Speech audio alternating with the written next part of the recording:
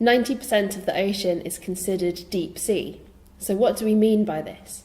Well, the deep sea is defined as ocean deeper than 200 metres and off the continental shelf.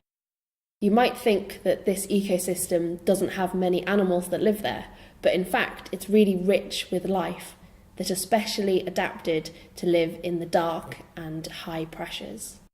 Down in the deep sea we find a whole range of different starfish and brittle stars and mollusks like sea snails. During underwater exploration of the deep sea, people were finding large plastic items. We know that large plastic breaks down into smaller and smaller pieces, the microplastics. So it seemed logical to assume that microplastics are also present in these deep areas. And that sparked the curiosity of scientists to investigate whether there were microplastics in the deep sea.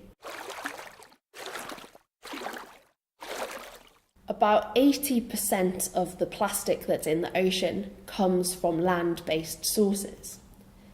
Once in the water, the plastic fragments into smaller and smaller bits, and these small pieces travel through the water column down to the seabed. When they reach the seabed, there's nowhere else for them to go, so they may accumulate in the sediment. The mechanisms that transport the plastics through the sea are not really well known.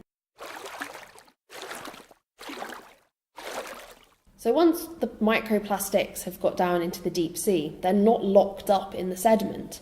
They might get resuspended, so put back into the water by the ocean currents and also by the animals that burrow through the sediment. Microplastics get eaten by a whole range of animals that live there. Once inside the bodies, these can be eaten by other species that live higher up in the water column, such as fish that we might be fishing.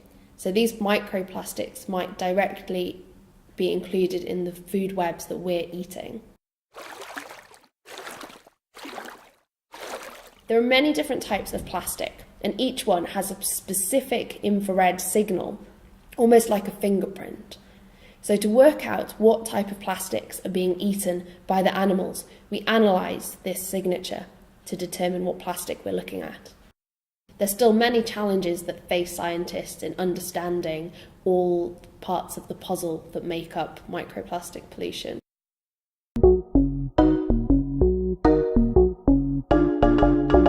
Follow the link displayed to learn more about Sam's research and how to be